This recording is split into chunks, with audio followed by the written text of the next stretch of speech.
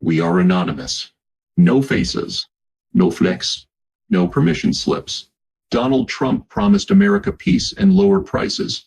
But as the ceasefire collapses, bombs fall on Lebanon, and fears of another energy crisis grow.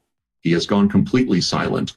Because as the ceasefire framework between the United States and Iran appears to be collapsing, as diplomacy gives way to fresh violence, and as innocent civilians in Lebanon are once again caught beneath falling bombs, the President of the United States has gone silent. Just hours before this latest escalation, the Trump administration was celebrating what it described as a major diplomatic breakthrough, a memorandum of understanding between Washington and Tehran. According to U.S. Central Command, the Strait of Hormuz would remain open. Iranian officials signaled that for the next 60 days, commercial ships would be allowed to transit the waterway without additional tolls or restrictions under the terms of the memorandum. For a moment there was hope. The United Kingdom Maritime Trade Operations Center issued a new maritime advisory confirming that blockade operations would cease and that commercial traffic could resume. Ships began moving through the Strait of Hormuz once again. Not dramatically, not all at once, but enough to suggest that tensions might finally be easing. Technical talks between the United States and Iran were expected to take place in Switzerland at the Bergenstock Mountain Resort. Representatives from the International Atomic Energy Agency were scheduled to participate in discussions about monitoring implementation and nuclear safeguards. Vice President J.D. Vance was reportedly preparing to depart from Joint Base Andrews. It appeared that diplomacy, however fragile, was moving forward. Then everything changed. As J.D. Vance headed toward the airport, Israel launched a series of large-scale airstrikes across southern Lebanon. According to regional reports, residential areas in Haruf Kfar Sir al-Sarig and Katrani in the Nabatia district came under attack. At least 28 people were reported killed, with many more injured. Families were trapped beneath rubble. Women and children were among the victims. Israeli officials stated that the operation targeted Hezbollah infrastructure and military positions. Hezbollah responded by claiming it had confronted Israeli forces advancing toward Kafr Kila, destroyed 3 Merkava tanks, and struck several military vehicles near Ali al-Tahar Hill. The death toll continued to rise, and within hours the planned diplomatic meetings in Switzerland were cancelled.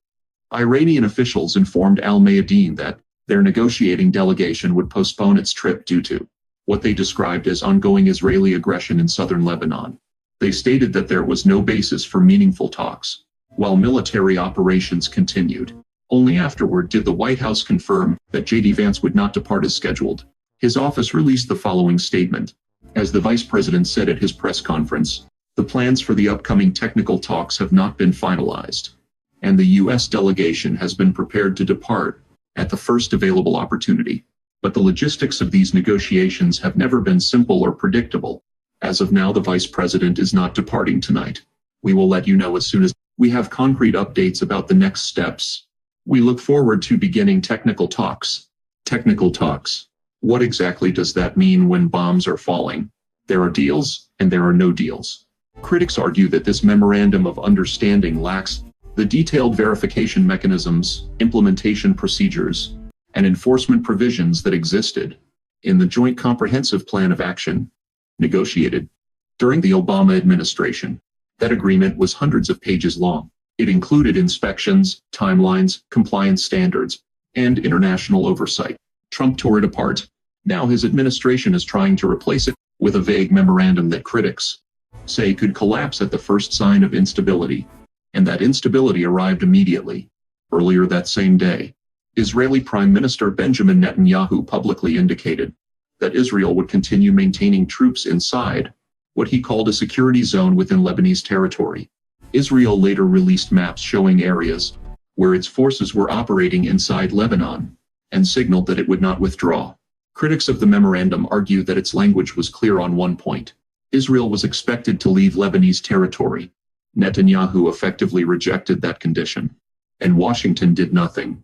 Commentators sympathetic to the agreement had warned for days that this exact scenario could unfold. Some observers allege that Netanyahu and his allies, including conservative commentator Mark Levin and several pro-Trump lawmakers, were actively pressuring the administration to abandon the memorandum altogether.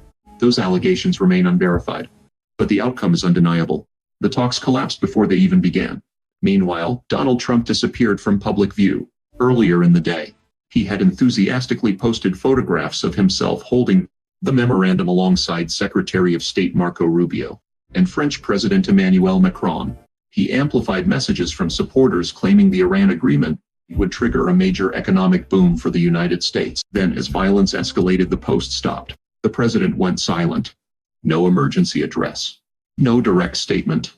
No explanation. No leadership. This silence is particularly striking because Trump himself spent the previous 48 hours warning about the economic consequences of continued conflict. Speaking at the G7 summit, Trump acknowledged that prolonged instability in the region could trigger severe global economic consequences. He warned that the United States was under significant strain, describing depleted munitions, stockpiles, and pressure on energy reserves. He suggested that if the conflict continued much longer, the world could face a massive economic downturn. Defense Secretary Pete Hegseth reportedly requested an emergency $80 billion funding package to address Pentagon shortfalls. Trump made it clear that the stakes were enormous. He understood the risks. He knew that rising oil prices could devastate American households. He knew that millions of Americans were already struggling to afford gas and groceries. And yet, when the diplomatic framework began to collapse, he vanished. Critics argue that Trump showed all of his cards. He told allies and adversaries alike that the United States needed a deal urgently. He publicly acknowledged America's vulnerabilities. Now, with the ceasefire unraveling, the question becomes unavoidable. What happens when your negotiating position depends entirely on control? Allies you cannot control, because Netanyahu appears determined to continue military operations regardless of Washington's preferences. Critics of the Israeli government argue that Netanyahu has built his political future around continued conflict in Gaza and Lebanon. Journalist Ryan Grimm summarized the contradiction this way: "I've never heard of a country invading a neighbor and then calling it unfair that their soldiers died in that invasion." He added that Israel now appears prepared to escalate further in response to losses suffered during operations inside Lebanon. Meanwhile, commentators like Mark Levin argue that no memorandum or final agreement can change the threat posed by Hezbollah and insist that military action remains necessary. Their critics believe this pressure campaign is designed to eliminate any possibility of diplomacy. In an interview with Axios, Trump was asked an important question: "What have you learned about the limits on your power as a result of the conflict?" His response stunned observers. "There are no limits." Pressed further, Trump added, "I know there are, but there are no limits." What have you learned about not just the exercise of power, but the limits on your power as a result of the conflict? There are no limits. No limit. No, I haven't learned that lesson yet. I know there are, but, there are no limits. We defeated. Later, when asked about his earlier calls for Iran's unconditional surrender and whether the memorandum actually represented such an outcome, Trump replied, "Well, it really probably is unconditional surrender. Probably. This is the language of a man improvising in real time. This is not strategy. This is not diplomacy. This is not leadership. A ceasefire is either holding or it is not. An agreement is either enforceable or it is not. And when your own allies openly reject the terms of your deal, while negotiations collapse and civilians die, claiming victory becomes impossible." Donald Trump promised strength. Instead, he delivered uncertainty. He promised peace. Instead, the region moved closer to wider conflict. He promised leadership. Instead, he went silent at the moment leadership was needed most. The people paying the price are not the politicians. They are the families trapped beneath rubble in southern Lebanon. They are the children growing up under the constant threat of war. They are the workers trying to survive another surge in fuel prices. They are the Americans wondering why their leaders always proselyte as seem prepared for war but never prepared for peace. Lebanon is a sovereign nation. Its people deserve security. Its borders deserve respect. The same is true for every nation in the region. The world does not need more endless wars. The world needs accountability. And accountability begins with asking difficult questions. Where is the president? What is the plan? And how many more lives will be lost before someone finally answers? We are anonymous. Subscribe and share this video. We are watching. We do not forget. We do not forgive.